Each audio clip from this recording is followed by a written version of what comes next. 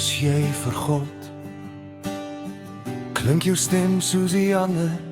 Word jou honger nie versadig? Is jou hart so swaar soos klip? Waar is jou antwoord?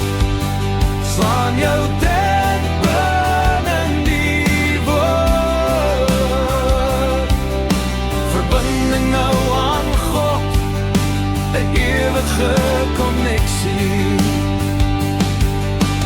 Hoop is soos 'n tou wat aan jou toekoms bind. As jy na hoop soek, moet jy jou aan die woord verbind. Waar is jou antwoord? Slaan jou tent binne in die woord.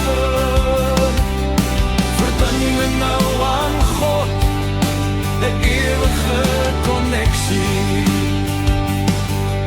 Geanker aan die rots, daar kan jy rustig wag. Jesaja 40 vers 31, jou anker. Waar is jou antwoord? Slaan jou tent binne in die woord. Verbinding nou aan God, 'n ewige konneksie. Hou konnesie elke dag, hier aan die woord te bind.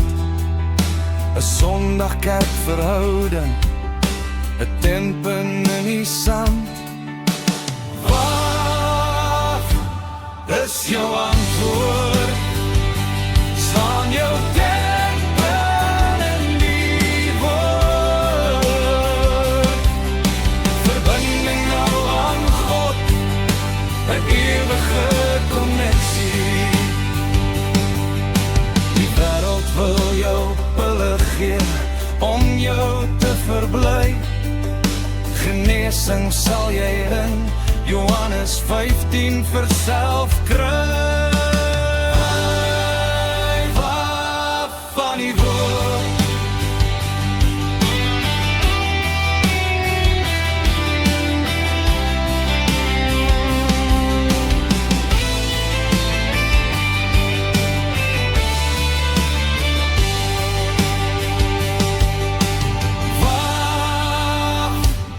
Is jou antwoord?